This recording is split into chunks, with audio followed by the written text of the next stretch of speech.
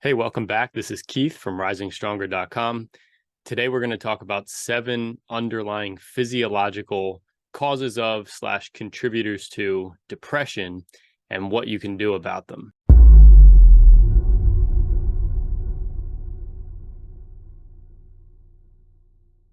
Okay, so the first thing that needs to be said when it comes to depression, first of all, this is not, or even before, first of all, this is not medical advice. This is for informational purposes only. So please take that for what it's worth. If you're seriously depressed, this probably isn't for you yet. This is more for somebody who's functioning, who's, doing okay overall, but just struggling with feeling down and, unmotivated, depressed, but, not necessarily something like suicidal depression or a very deep depression. If that is you, please seek appropriate help.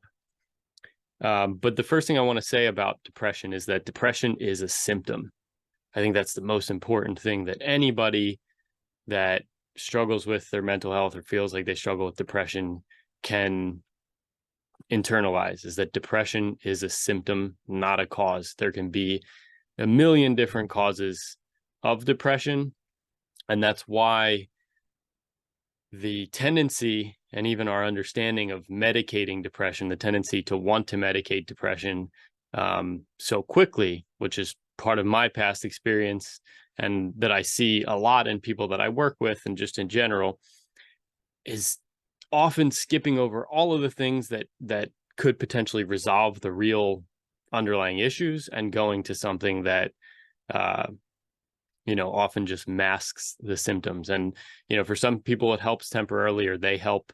For a lot of people, there are, significant side effects and a lack of efficacy. Again, I'm saying this from my experience personally and with, working with other people. But we have to understand that depression is a symptom, just like a headache is a symptom. And you can see when you kind of understand this, you see in our culture that there's correlations in so many different areas with how we treat discomfort and pain and things like that. And why I say headache is, like, most people, when you think of a headache, think of like Tylenol or Advil or something like that. So you're just medicating a symptom.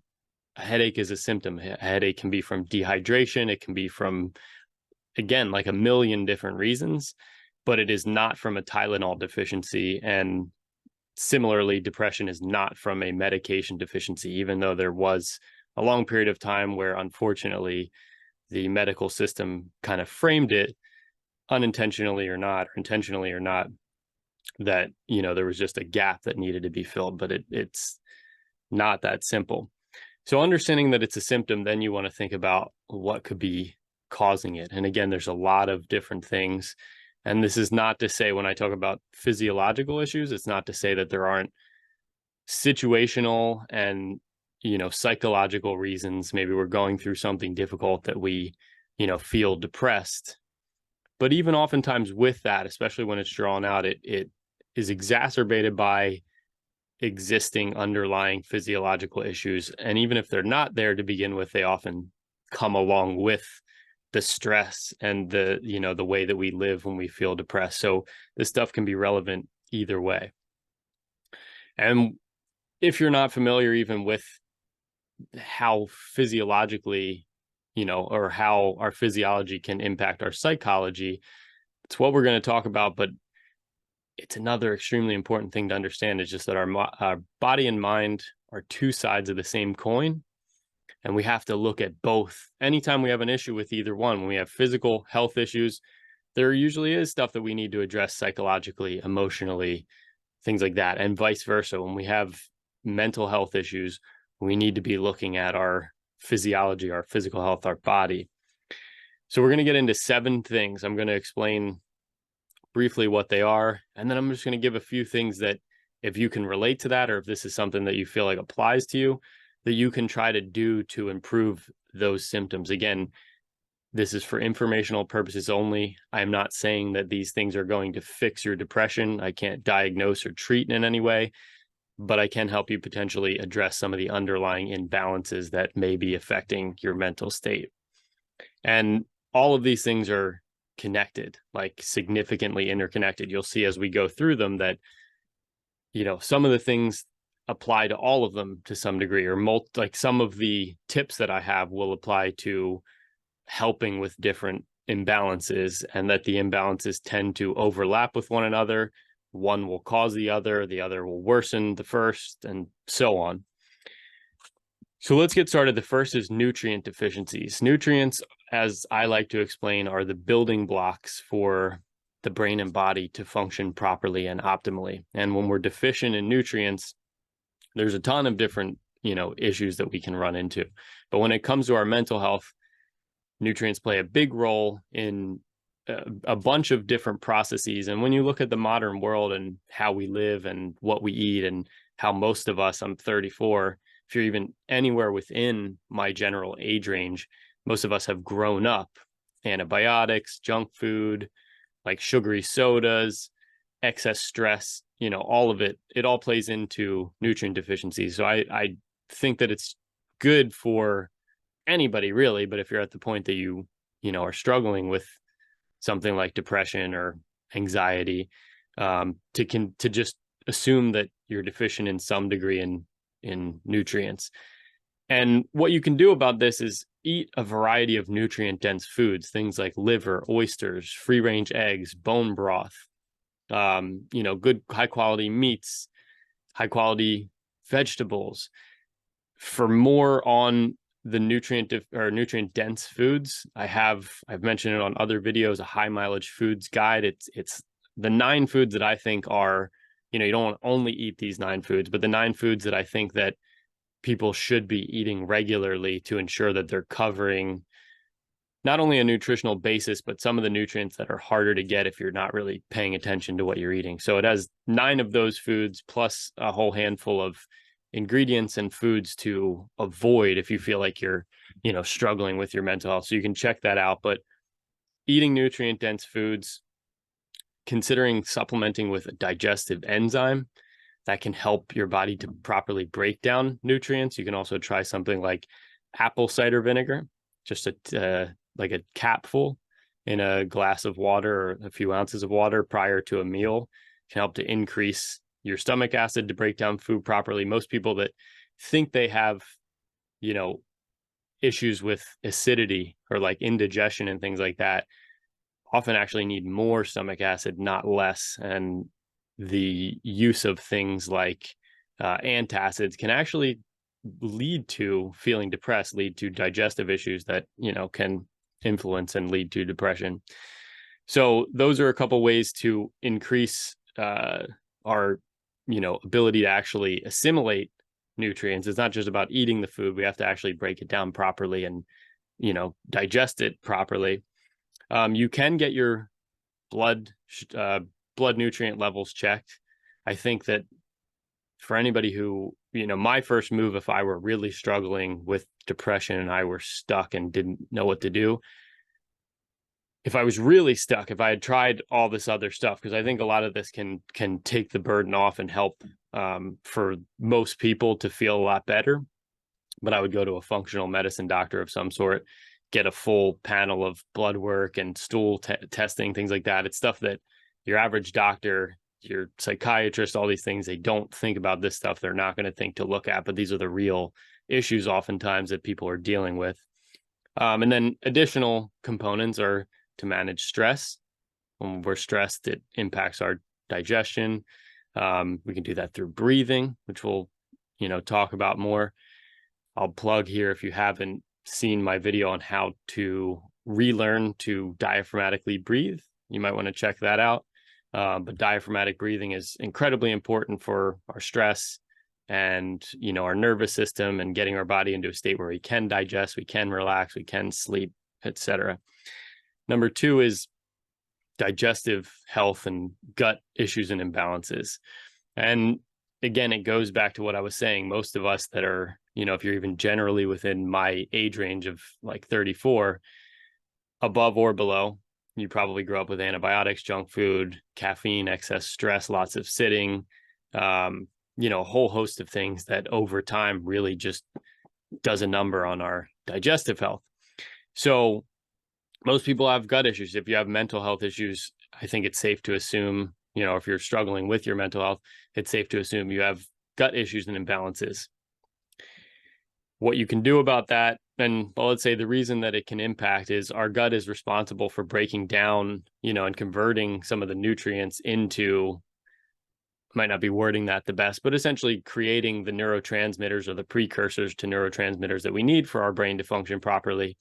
When we have leaky gut, let's say, or, gut issues, we're creating a bunch of, toxic buildup that can seep out, or even undigested food particles or partially digested food particles seeping out of our intestines into our bloodstream, which circulates to our brain. There's a ton of reasons why your digestion is absolutely critically important for mental health. And if you struggle with your digestion, you struggle with your mental health, I would start there in trying to improve it. But what you can do is cut out processed foods, for sure. Cut out processed foods, especially white processed sugar, processed refined table salt, white flour, and pasteurized dairy. Those 4 things, especially, maybe yogurt for some people would be okay.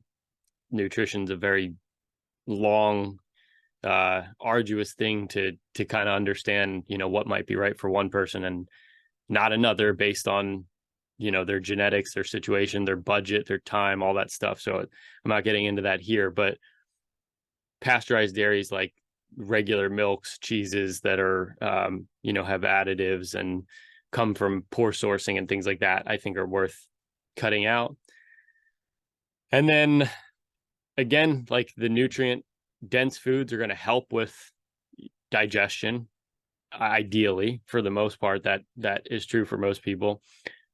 Supplementing with an enzyme, using apple cider vinegar, those can both help to assist in digestion. And then going back to managing stress, we want to manage our stress levels, because when we're stressed, the blood and energy goes away from our digestive system and out to our limbs and our extremities, because our bodies and our brains think that we may have to run away or fight, some wild animal or person or whatever. So it's very important to manage our stress levels, learn to manage stress, and especially when we're going to eat, to try to unwind a little bit and down regulate, let's say, shift our nervous system down into a relaxed state, so that our body is receptive and ready to digest.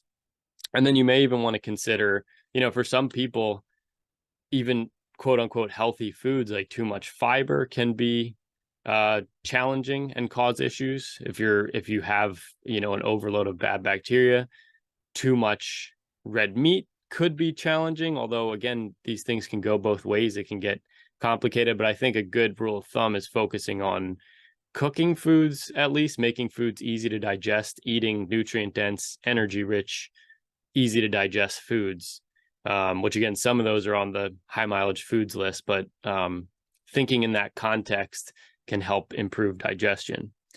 The third is toxic overload. For sure, like toxicity, when our body becomes overburdened or even is, struggling to deal with the levels of toxicity that we're faced with, it will impact, everything about us, our mood, our energy, our mental health, anxiety and depression, for instance, and issues with concentration and whatnot can very much be related to toxicity in our body, which often winds up in our brain. Our body stores, especially certain toxins like heavy metals, in fat tissue, and our brain is made up of fat to a degree. So our body can be storing things in our brain.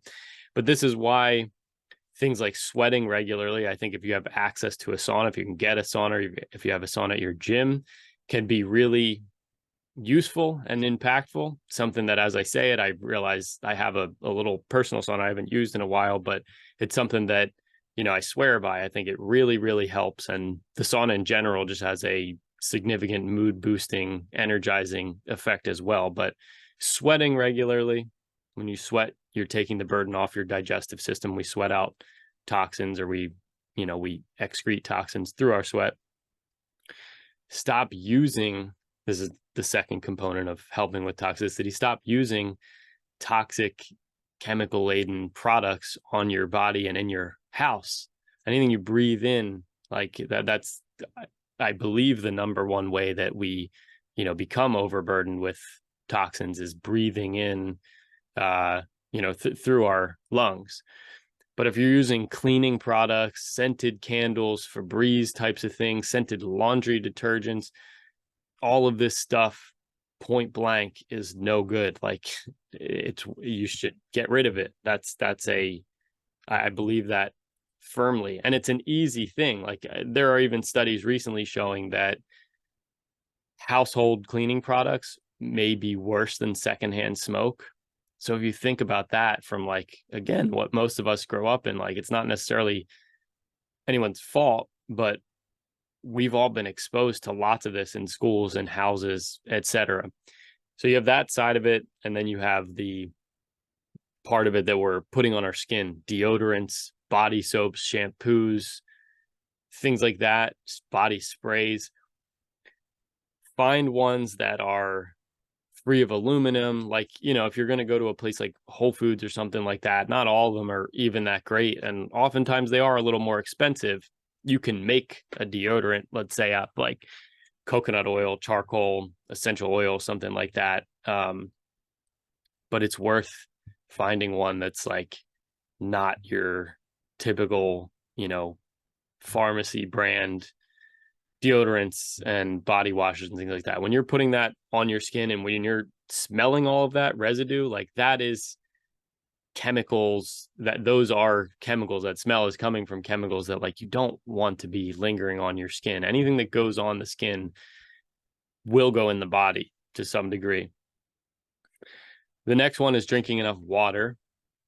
Drinking enough water is, there's a saying, the best, I think Paul Chek says this, the best solution for pollution is dilution. So drinking enough water can just help us to flush out toxins. Making sure that you're going to the bathroom regularly. So if you're constipated in any way, this applies back to mental health very much so, but if you're constipated, not going regularly, getting that going, again, through drinking water, cutting out junk foods, cutting out difficult to digest foods. For some people, increasing fiber, some people decreasing fiber. There's a number of ways to kind of get that going, but really important, activated charcoal can be a good, can help with detoxification too. Taking that a couple of times a week. Activated charcoal is an adsorbent, so it just, we ingest it either in a glass of water or take the capsules, and it goes in and basically draws toxins toward it, which we then excrete out through our poop. But doing that a couple of days a week, I think, can be very helpful in improving gut health and helping just to clear, toxins that may be lingering. And, if you have gut health issues, if you have things like gas, bloating, IBS, even constipation, it can be really helpful to clear out the toxins that result from all of these things. That's a big one for me in my journey, is using charcoal, properly, has been very helpful. And then the last one on this list is supporting your liver. So you can, there's a number of ways that you can support your liver. One of them is eating liver or supplementing with desiccated beef liver. But like supports like is kind of the understanding with that. And eating liver supplies a lot of the nutrients that our livers need to function properly and even regenerate if they're not functioning properly. You can do things in addition for liver, like dandelion salads or teas, milk thistle. I mean, you could go to any kind of health food store and look at liver support. And I wouldn't necessarily go straight to this, although some people might want to, but this is just something to consider, especially if you're, improving your nutrition and doing these other things and you still feel like, you have no energy and whatnot. It can be good to think about supporting detoxification. And one last one I'll add on here that I think is good, and as I say it too, it's kind of something that it's time for me to do again, something that I used to do regularly in the past, but is doing something like a parasite cleanse. We all have, an overload of, or build up an overload of microbes and, parasites. Like it's nasty to think about in some sense, but it's the reality for, for everybody. We all have it. It's a matter of, is it in balance or is it out of balance? And doing something like a cleanse, a parasite cleanse regularly can just help to kind of keep that in check. The next one is hormonal imbalances, which, again, a lot like hormonal imbalances can, and especially when you think about like thyroid and the health of our thyroid, which is going to play into the next one as well, metabolic, or the last one, metabolic dysfunctions. Our hormones absolutely influence the way that we feel.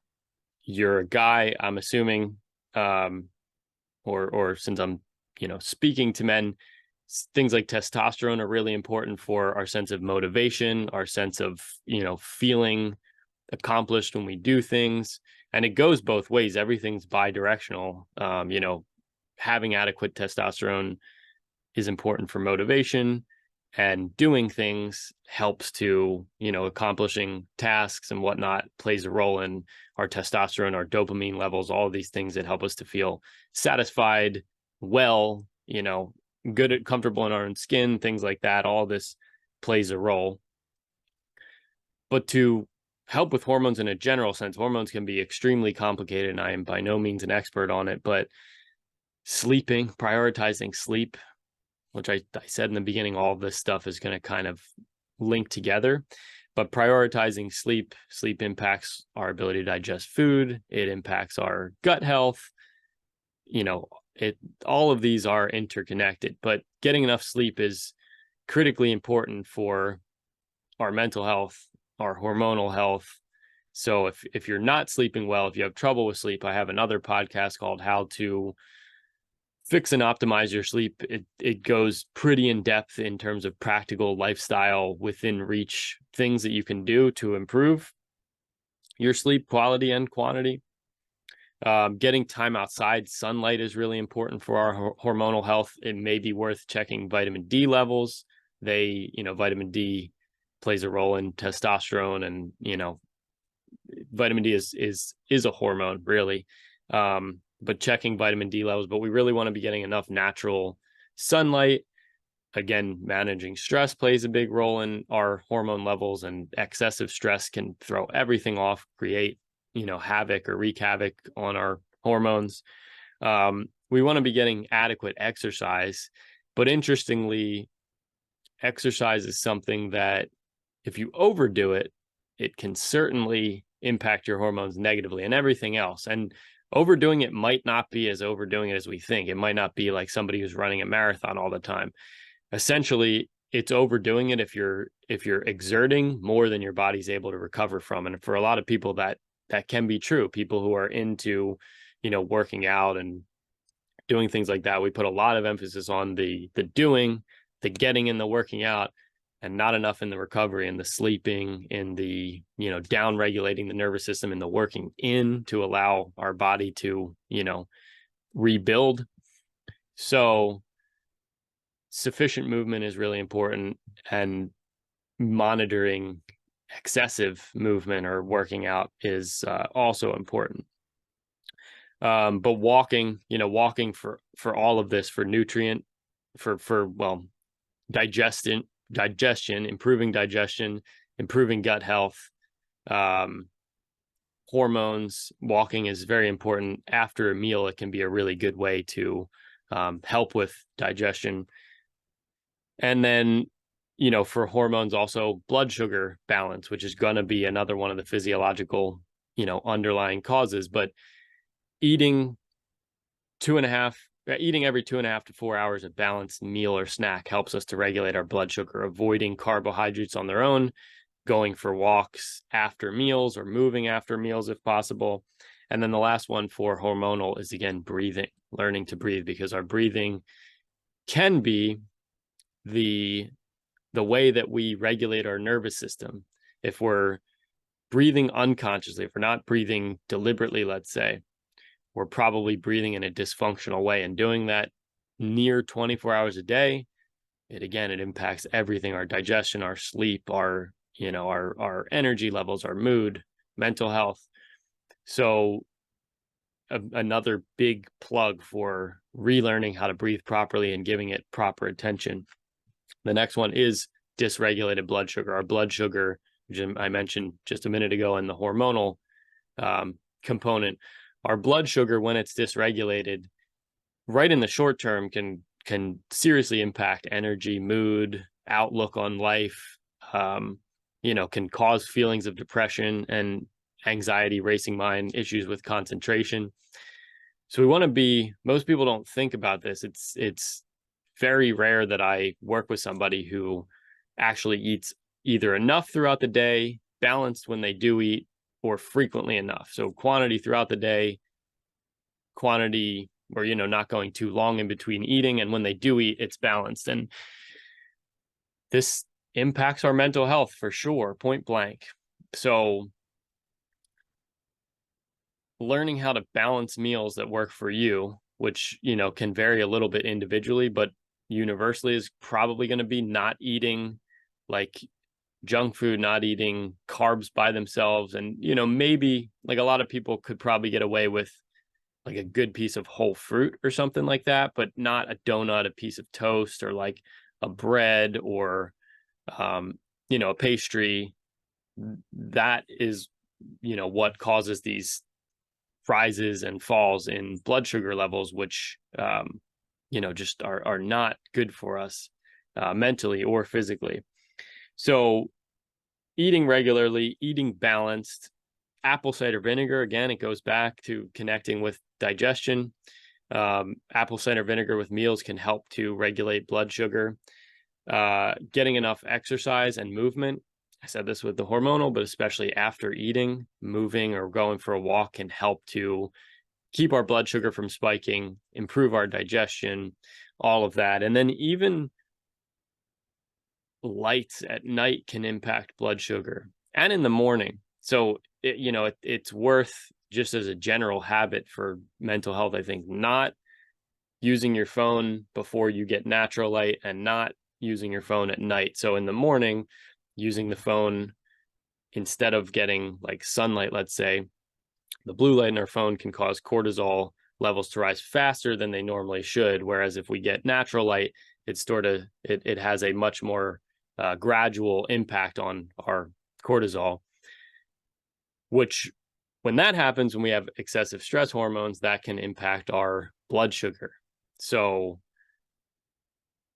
even though it may not seem related, the way that we use light, and especially our cell phones and screens, since we're all, most of us are using them excessively, it's important to understand how to use them properly so that they're not impacting these, other areas of our lives, which they are for most people. But same thing at night, not using screens too close to bed, as that can impact your hormones. It can impact blood sugar levels. It can cause a rise in stress hormones, which can cause a drop in blood sugar, which can cause you to have trouble falling asleep or waking up in the middle of the night. Many different things. It's interesting once you see how all of this is just connected.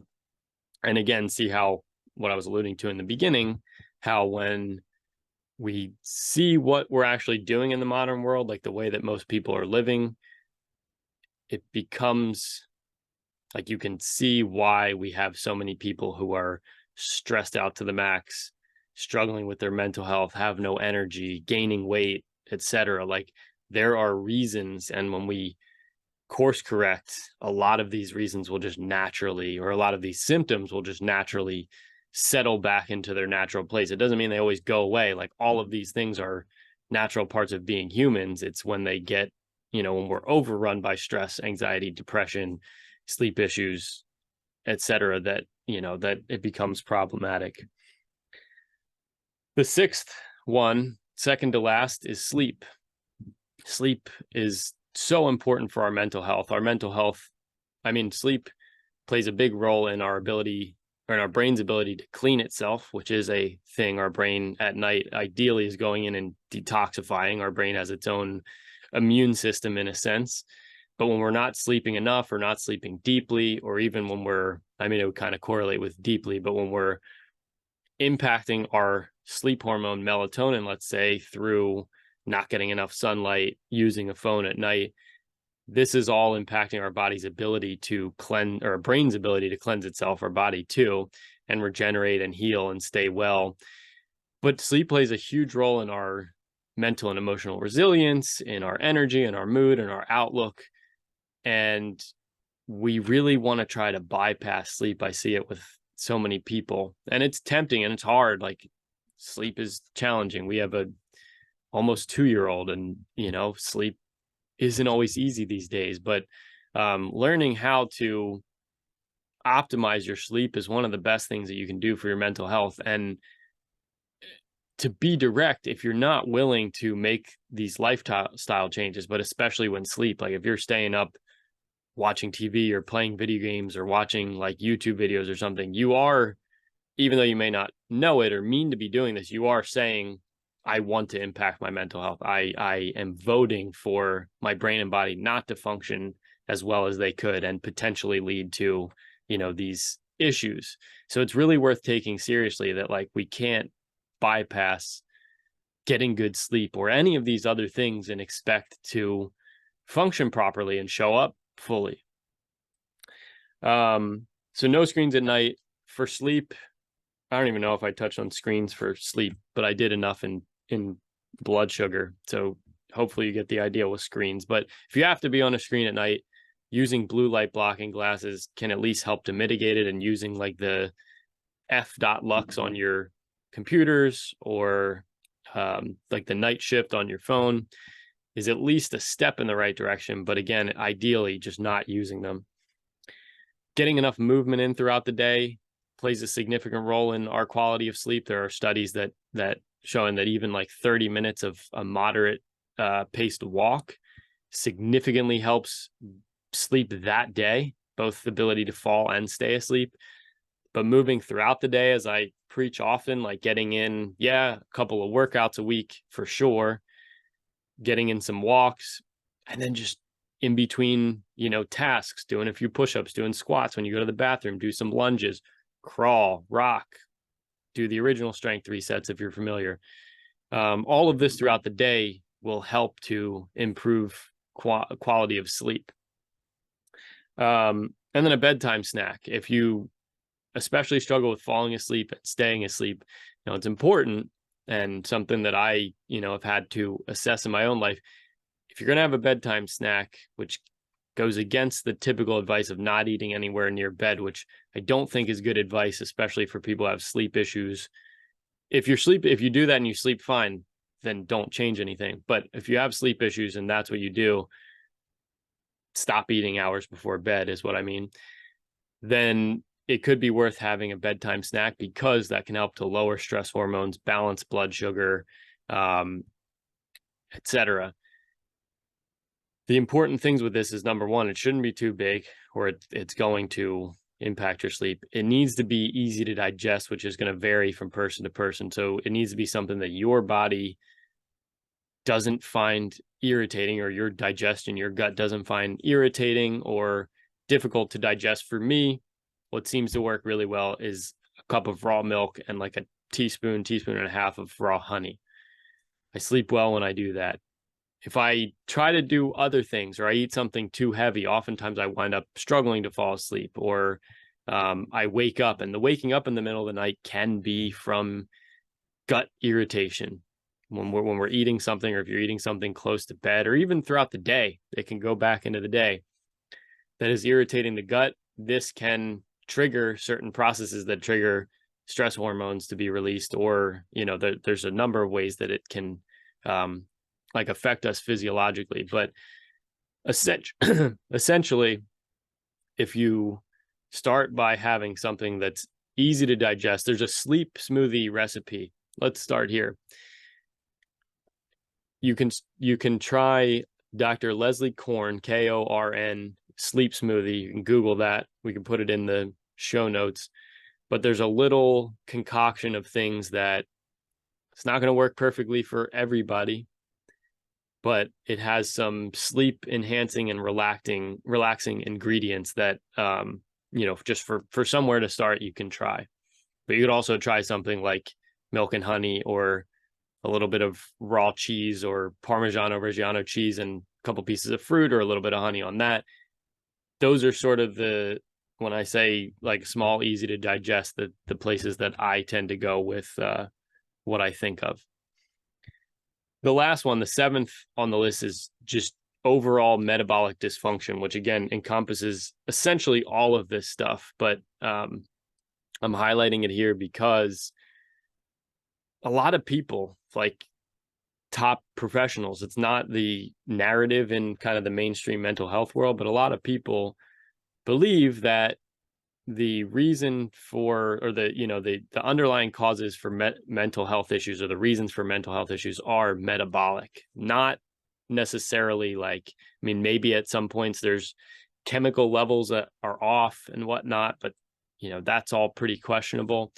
But essentially metabolic, our body's ability to like go through the processes that it needs to do what it needs to do to stay well. So when you think of mental health in this way, when you think of mental health symptoms as metabolic issues, as an issue with our body's ability to process properly, or to go through what it needs to do properly, you look at all of this stuff that we're talking about, you look at everything to do with lifestyle, and you realize that if you really want to improve your mental health, if you want to increase your capacity to feel satisfied and happy and driven and motivated and, calm at the right times and all of that, we need to think about creating the environment, both internally and externally, is what I like to say, that is actually conducive to those things. And just the first step in understanding this is seeing that most of the things that we do, the ways that we live in the modern world, the commonalities of how we eat, don't sleep, don't move, don't hydrate properly, don't get enough time outside, don't, breathe properly. All of this stuff, it impacts our body and brain in a way that you look around and you see the results, but we've normalized it because so many people are struggling with these things. But metabolic dysfunction can, and all this is incorporated, but can be blood sugar issues, thyroid issues, hormonal imbalances. It's a wide ranging topic, but we need to just be thinking about improving our metabolic health. And to do that, it needs to be, we eat well. And sometimes that's not straightforward, but at least starting with eating real whole foods at least 80% of the time, and optimizing, down from there, or learning what works for you from there, and moving enough. Like, we need enough exercise. We don't want to overdo it, like I was saying, but you shouldn't be scared because most people are nowhere near overdoing it. That would be like the athlete who's going crazy doing things, or somebody who's, kind of like addicted in that sense to going to the gym all the time or whatever. But we need to be eating well. We need to be moving. We need to be breathing properly. We need to be hydrating. We need to get outside, get our feet on the ground, get in the sunlight. We need to be sleeping enough. We need to be supporting our body in detoxifying. I didn't mention it with the toxic overload part, but like our modern world is just so much more toxic than it used to be. We have so many more chemicals increasing every single year that we're exposed to.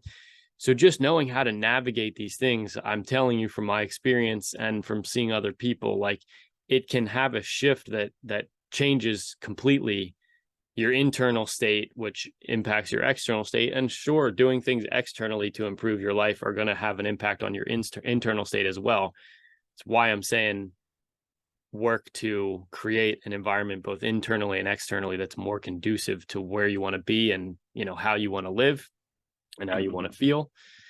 So yeah, it's essentially understanding that we have to take responsibility for these things. And I'm a firm believer at this point. I've worked with and under and alongside some of the top mental health experts in the area that I live in, like psychiatrists and therapists and stuff. And every one of them is a, well-intentioned, good person, so far as I can tell. But even like the top people, even the psychiatrists, just, this is not what they're educated on. There is a very specific, incomplete at best, false at worst paradigm of kind of how we go about seeing mental health that it tends to oftentimes do more harm than good, or do as much harm as good. And so it's not a safe venture to rely on like a professional solely. Again, if you need help, if you need therapy, if you're like at a really bad place and need to be stabilized, that's a different story. And that's not, that's not something that I will go into or can speak on. But for most people, it's a matter of even unknowingly poor lifestyle habits, physiological issues and imbalances, poor ability, or like, let's say, lack of optimal skill in terms of how we relate to our thoughts and relate to ourselves and how we relate to other people. This is where like therapy can certainly come in handy, but there's a lot of things too. If you're in that respect, this book, A Liberated Mind, can be a really good one by Stephen C. Hayes, who is the founder of ACT, and gives some very effective psychological tools that I've talked about in other videos that can really help in that department. But again, I'm not voting for or against professional help. I'm just saying that you should understand that if you choose to go that route, it's incomplete at best. And these are all things that you likely won't hear, but that you need to consider if you want to, improve your mental health and quality of life and physical health as well. So thank you for listening, number one.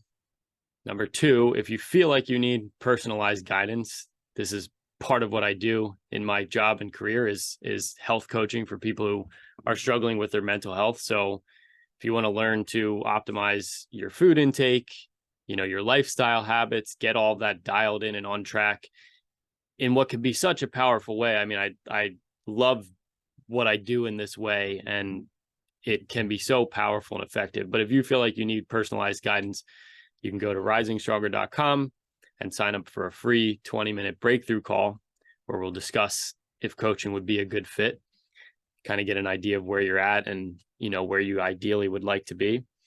And then number two, I referred in the beginning to the nutrient component of all of this. I mentioned as well, the guide to circle back. Go to risingstronger.com. If you haven't, you can download for free my high mileage foods guide, 9 of the best foods for supporting nutrients across the board, helping with energy, helping with motivation, helping with clarity, helping to fill in the gaps so that we can hopefully avoid or overcome anxiety, feeling depressed, things like that, as well as the foods that you don't want to be eating. This is such a simple first step. I think a lot of people overlook it, but it's within our control to change what and how we eat. And starting with what we can control can help to get the ball rolling and, lead to the next habit, to the next habit. And before you know it, you're feeling a lot better. You have momentum. But taking the burden off, I think, should always be the first step, or the way that we think about it, taking some of the burden off of what is overloading us. And food can be one of those ways to do it. And it's how you're designed to live, the way that we eat and how we eat in the modern world is not how we're designed. It's not how we've evolved over many years to eat or what to eat. So, it's worth considering that could be a place to start if you haven't already. So check that out on my website. Thank you again for listening, and I'll talk to you again soon.